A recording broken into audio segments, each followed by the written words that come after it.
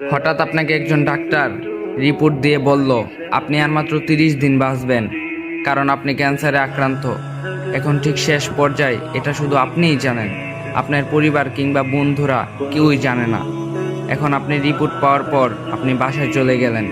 প্রতিদিনের মতো আজকেও আপনার বাবা আপনাকে বকাঝকা শুরু করলো, তোকে দিয়ে কিচ্ছু হবে না, সারাদিন কোথায় কোথায় থাকস, অকাজের ছেলে, ইত্যাদি ইত্যাদি। মধ্যবিত্তর বাবা যেমন হয়। তখন কি প্রতিদিনের মতো আপনি তর্ক করা শুরু করবেন, নাকি প্রাণ ভরে শেষবারের মতো বাবার বকাগুলা শুনে নিবেন? হঠাৎ আপনার আম্মু এসে আপনাকে বলল, নে ভাত খা, খেয়ে নে। আপনার মনে হবে ওই বুঝি আমার শেষবারের মতো খাওয়া মায়ের হাতে, আমি আর বাঁচব না। আপনি পরম তৃপ্তি নিয়ে খাবেন, আপনার কাছে মনে হবে পৃথিবীর শ্রেষ্ঠ খাবার, যদিও ডাল ভাত হোক না কেন। আপনি বাইরে বের হলেন, পুরনো এক বন্ধুর সাথে দেখা হলো, যাকে আপনি চোখ দিয়ে সহ্য করতে পারতেন না, সবসময় কথা কাটাকাটি হতো। আজও সে আপনাকে কিছু কথা শুনিয়ে দিল। এখন কি আপনিও শুরু করে দিবেন, নাকি তাকে জড়িয়ে ধরে বলবেন, দোস্ত ভালো থাকিস?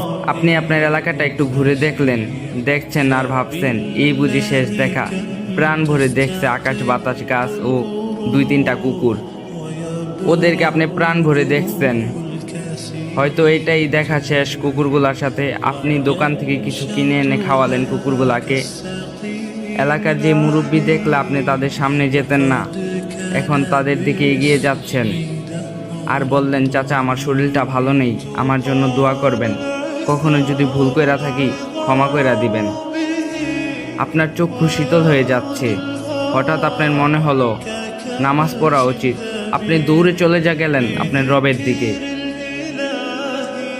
আজ আর কোনো দুনিয়ায় চাওয়া নেই, শুধু ক্ষমা চাওয়া ছাড়া।